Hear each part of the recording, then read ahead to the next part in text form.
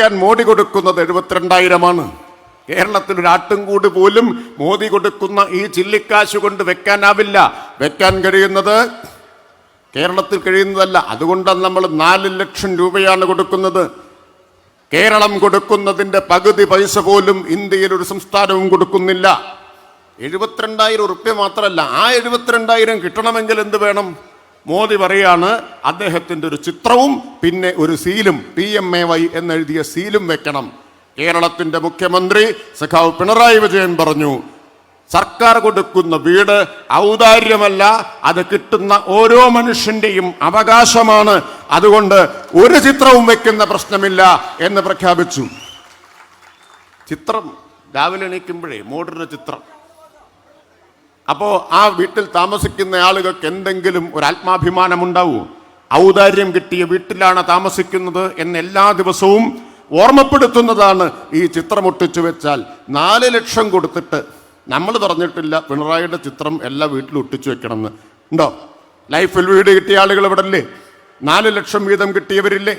നിങ്ങളോട് ആരോടെങ്കിലും പറഞ്ഞിട്ടുണ്ടോ പിണറായിയുടെ ചിത്രം ഒട്ടിച്ചു വെക്കണം, അല്ലെങ്കിൽ അരിവാൾ ചുറ്റി ഒട്ടിച്ചു വെക്കണം, വേറെ ഏതെങ്കിലും കാര്യം ഒട്ടിച്ചു വെക്കണം പറഞ്ഞിട്ടുണ്ടോ? കാരണം മനുഷ്യന്റെ അന്തസ്സിനും ആത്മാഭിമാനത്തിനും വില കൊടുക്കുന്ന ഒരു പ്രസ്ഥാനത്തിന്റെ പേരാണ് ഇടതുപക്ഷം എന്നത്. ഇടതുപക്ഷ മുന്നണി ഗവൺമെന്റ് കൊടുക്കുന്ന വീട് ഓരോരുത്തരുടെയും അവകാശമാണ് എന്നാണ് ഞങ്ങൾ കണക്കാക്കുന്നത്. 4,15,000 വീടുകൾ പണി പൂർത്തിയായി. 4,15,000.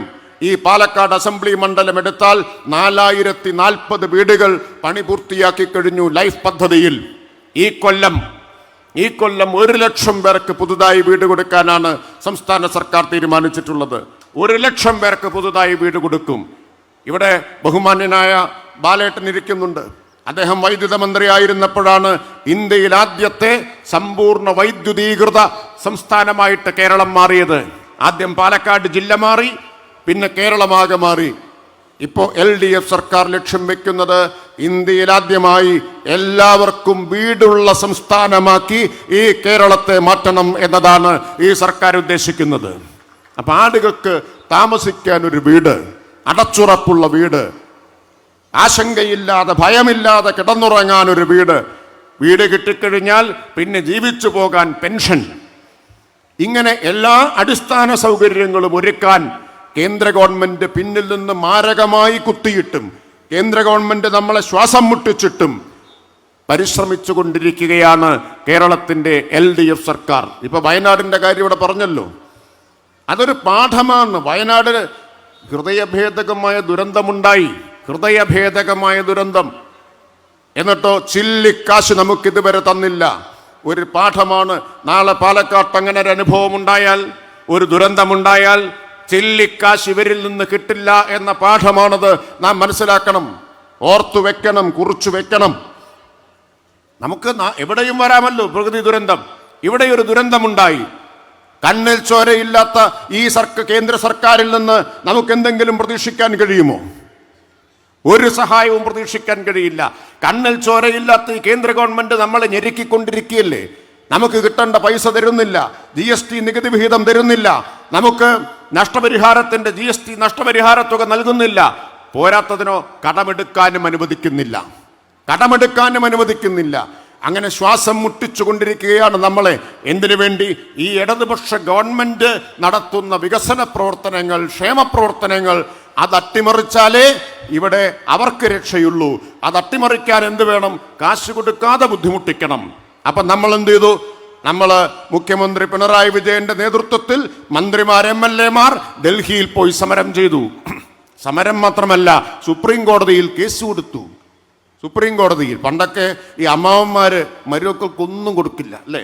ദുഷ്ടന്മാരായിട്ടുള്ള അമ്മാവന്മാരുണ്ട്. അതുപോലെ ദുഷ്ടനായിട്ടുള്ള അമ്മാവനെ പോലെ മോദിയും കേന്ദ്ര ഗവൺമെന്റും പെരുമാറിയപ്പോൾ ഇന്ത്യയുടെ ചരിത്രത്തിലാദ്യമായി ഒരു സംസ്ഥാന സർക്കാർ കേന്ദ്ര ഗവൺമെന്റിനെതിരെ സുപ്രീം കോടതിയിൽ പോയി കേസ് കൊടുത്തു. കേസ് കൂടി കുറച്ച് പൈസ നമ്മൾ വാങ്ങി, ഇനിയും കിട്ടാനുണ്ട്. നമ്മുടെ കേസ് ഗൗരവമുള്ളതാണ് എന്ന് സുപ്രീം കോടതി പറഞ്ഞു. അതിനുവേണ്ടി കേരളത്തിൻ്റെ വളരെ പ്രധാനപ്പെട്ട ആ പരാതി കേൾക്കാൻ വേണ്ടി ഭരണഘടനാ ബെഞ്ചുണ്ടാക്കി. ഇതാ വയനാടിന് പൈസ കൊടുക്കാത്തത് എന്ത് എന്ന് ഹൈക്കോടതി ചോദിച്ചില്ലേ? ഇവരോട് ഹൈക്കോടതി ചോദിച്ചില്ലേ? ഹൈക്കോടതി ചോദിച്ചു, സുപ്രീം കോടതി ചോദിച്ചു, നാട്ടുകാരെല്ലാം ചോദിച്ചു. ചോദിക്കേണ്ട ഒരു കൂട്ടരുണ്ട് കേട്ടോ. അവരാരാ? ഈ കേരളത്തിൽ നിന്ന് തെരഞ്ഞെടുക്കപ്പെട്ടു പോയ 20-ൽ 18 എംപിമാർ. ആരുടെ എംപിമാരാണ്? കോൺഗ്രസിന്റെ, UDFന്റെ എംപിമാർ. ഇന്ന് വരെ അവരാരെങ്കിലും ചോദിച്ചതായി നിങ്ങൾ കേട്ടിട്ടുണ്ടോ? ഈ പാലക്കാട്ട് നിന്നുൾപ്പെടെ തെരഞ്ഞെടുക്കപ്പെട്ടു പോയ ഏതെങ്കിലും ഒരു MP കേരളത്തിന്റെ കാര്യം പാർലമെന്റിൽ വാ തുറന്ന് മോദിയോട് ചോദിച്ചതായി നിങ്ങൾ കേട്ടിട്ടുണ്ടോ?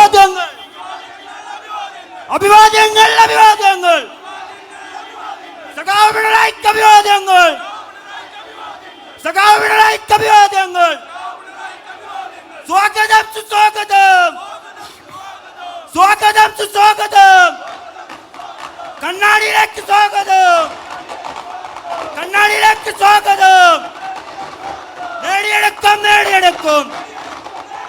നേടിയെടുക്കും.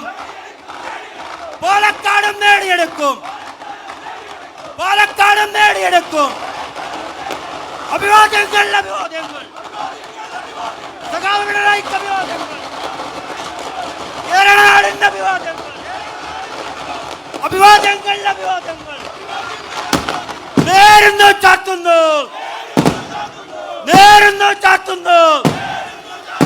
ചുവന്ന മണ്ണിന്റെ അഭിവാദ്യങ്ങൾ. ആയിരം അഭിവാദ്യങ്ങൾ.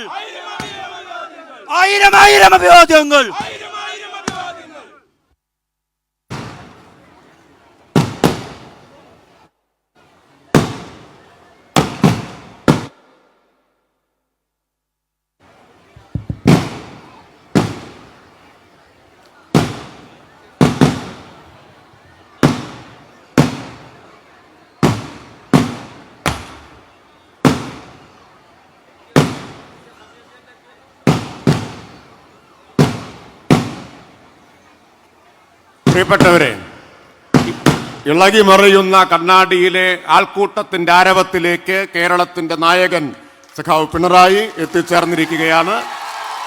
അതുകൊണ്ട് ഞാൻ എൻ്റെ പ്രസംഗം അവസാനിപ്പിക്കുകയാണ്.